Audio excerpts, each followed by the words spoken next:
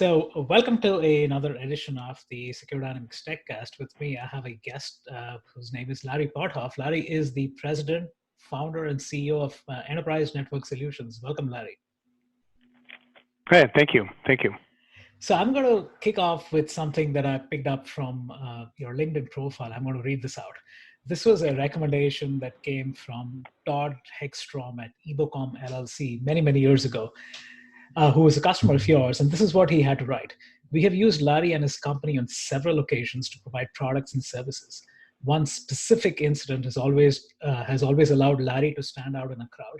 We had a problem with a network device. It was a Sunday morning, and I needed help from the manufacturer. I was able to contact Larry on a Sunday morning. He actually was able to contact a senior executive on that Sunday morning at the manufacturer and rattled trees to get me the people I needed to get things moving forward. I've always appreciated that extra effort from Larry, and he brings it every time. So as part of my discussion with guests, I do a little bit of research and background on them. And so the thing that stands out over here is this is not something you did once for Todd and moved on, right? He says he's seen this happen repeatedly. So this is your blueprint. Let's talk about the why. Why do you do these things, going out of your way and helping people in times of need? Well, I do remember that instance, and I think it was actually a Christmas morning when he was talking about that. It might have been. Seeing that I had young kids, and I remember like, I can't believe this happened on Christmas morning. It's something like that, or New Year's morning. I don't remember, but why do I do it? It's just. I used to sell for, I won't make this long, but I used to sell for Cisco. I was just a regular sales rep, and I sell as a VAR for Cisco. Mm-hmm. And Cisco's an 800-pound gorilla. It's so easy to sell Cisco because all you have to do is say, Cisco, yeah, what do you want? And you get a bill of material, and you sell it, and you're a dummy, and just fill an order. Yeah. To sell best in class, you have to be better, faster, cheaper. You have to articulate the reason. Then you got to get a motivation, and you got to get the client ammunition on why they shouldn't buy Cisco, and your solution's better because the easy path, the easy button is Cisco. Mm-hmm. So I got to go better, faster, cheaper. I got to provide better service than everybody else. Otherwise, I'm going to lose. That's the only way for me to survive is to be better. It can't be equal. I got to be significantly better. Otherwise, I'm working for them. And lots of times you mentioned about selling Cisco versus selling an 800-pound gorilla versus everybody else. And sometimes when you look at bars and margins is obviously a big thing, right? So a lot of questions that come down to, okay, how much investment should I put in? What's the ROI?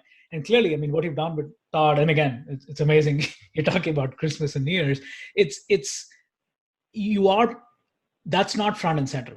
In this discussions, I can feel that, right? Which is you will have repeat business. You will have people like Todd talking about, and that just opens up the pipeline for more people coming in. So again, what advice do you have for other bars out there who are in this mode of saying, okay, I need to make sure my margins I get only X amount of upsell doing this versus that, versus doing the right thing, even if it means eating into your margins, knowing that the payout is going to be much longer and much more enduring? Yeah, I think I can answer that with the fact that margin, I'm not driven by margin. I mean, all the best-in-class manufacturers that we represent have deal registration. Mm-hmm. So typically, we don't have more than one horse in any one race. So if we're doing the switches, it gets a little complicated because we are a network infrastructure company, and through all the acquisitions of Brocade, of Foundry, to Juniper, and Mist, and it gets all convoluted. We don't have a single horse in that race. So early on, we try to figure out which is Aruba the best solution, Juniper or Arista, whatever the best solution is for the client. But we do a deal reg to protect ourselves. Mm-hmm. So the margins on our deals are pretty significant. We average about 16% margin on hardware, just because we invest so heavily on pre-sales, mm-hmm. and our sales engineers are pre-sales and post-sales implementation engineers. So if we're having a pre-sales meeting, we have to give our client a lot of ammunition of why they should buy from ENS and our manufacturer that we're recommending. But the takeaway from that from the client is, okay, we buy your solution, and that engineer that just told me it's going to work is the guy going to put it in and support it for us until we have the proper training. So our margins are significant, actually. We do pretty well on that, and it's a partnership. Our manufacturers know that, okay, they can screw us one, and I've been screwed by manufacturers. I can name you them. Citrix is really good at that. But typically, a manufacturer is going to help you all the way through the end, and when they do win with you, they remember that the next time, like, okay, we win a high percentage of time with ENS, and so we're going to ride that one horse we're going to make sure we protect them on this deal. And that's a great point that you mentioned about partnerships, right? But lots of times it is that. I mean, you're fighting this together. So switching gears a little bit, you mentioned about hardware. How has the role of a VAR, and again, obviously you've been in ES for a long, long time, and you've seen the transition happen, right? Hardware, software, SaaS, perpetual to pay-as-you-go. How have you and ENS pivoted to keep up with the times? Still struggling, yeah. So I would say struggling is the wrong word, but still trying to figure it out, right? So the cloud is a threat to us. Only because, okay, everybody wants to go to the cloud for one reason, for a good reason or a bad reason. It doesn't matter. They're going to the cloud. Everybody's in the cloud one way, 100% hybrid model, or if they're very secure conscious like American Express, they don't go to the cloud. But typically, everybody's touching the cloud in one or more SaaS applications. Mm-hmm. That obviously hurts us because the infrastructure is now on AWS. I don't get to sell switches. I still get a firewall there. I still get wireless, but all the servers, all that services, all that revenue is gone. So it's a threat, right? How do we react? Well, okay, maybe I can be part of the party on the cloud. Well, okay, it sounds reasonable, but it's not practical for a boutique VAR like myself. I only have my single location. We have limited finances. So meaning from the perspective, I got 8 engineers. I have 8 engineers. We have maybe 150 clients, but all 150 clients might be nobody's all in AWS and nobody's all in Azure. So, or Google. I've got to pick the right cloud. I've got to pick the right cloud with the right manufacturer. And as I having that discussion this morning, like Palo Alto, what cloud would we pick? AWS is the most logical because they have the most features, but all the executives are with Google. With Palo Alto now, Palo Alto stole all the Google executives, not all of them, but all the executives from Palo Alto are Google executives. So my thought is that cloud is probably the one to pick because they're going to invest in it, right? So the answer is, I don't really know how we're doing it. We're still doing good because our customer expanding, mm-hmm. and we're getting more projects within our client base because we're good and we just get more and more trusted in our client base. But there's less and less applications. The SaaS applications are going away, which reduces the need for infrastructure. It hurts, but it's not really hurting me too. It hasn't killed me yet, as far as from a hardware perspective. Yeah. Now, so last question, and this is the reason we're even having this conversation is because of the introduction Mike Mandrod at Grand Canyon Education did.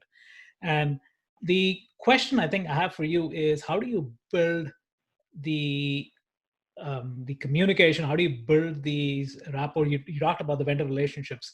How do you build and maintain and sustain the CISO relationships? The customer relationships? Correct. You talked about the vendor. I mean, clearly Mike Mandrod comes from the actual end user side, where we're actually deploying equipment. So how have you helped what's your game plan for building and creating those relationships? Because clearly you have those today.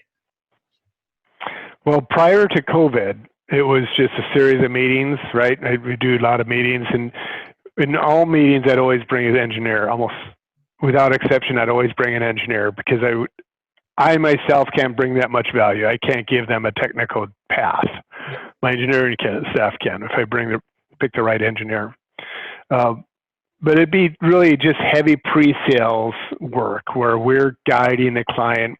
Like yesterday, on Monday, had an interesting conversation with PetSmart, and one of my sales reps left about 7 months ago, my top rep, and he went over to Salesforce. Anyway, I had to replace him with another sales rep, and his point is, hey, the new sales rep's good, but he's young. He's not. I need you guys to provide me what you used to. Which Mark, this guy was good. And he goes, he'd always be in there talking to us about new products, industry trends that we're seeing, clients that he has that are being successful with different technologies that we haven't thought of. We're running a pet store company. We don't have exposure to what you are seeing.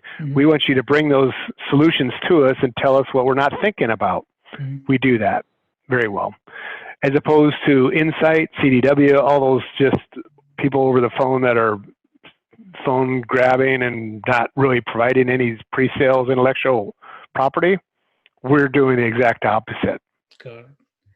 No, it's very true, especially this day and age where the skills gap continues to grow, and CISOs like Mike and others obviously are increasingly reliant on partners such as yourselves to kind of bring in that outside perspective, so that they have a better sense of solutions that are out there, and then what they can choose and what their options are. So, Larry, thanks for your time, and good luck with everything. And like we talked just before the conversation, I feel underdressed right now. I need to make sure I need to put on a tie next time. I'm gonna. No, that's cool. Everybody. I'm the only one. I think I'm the last person in Phoenix with a tie on, so no worries. Thanks for that, Larry.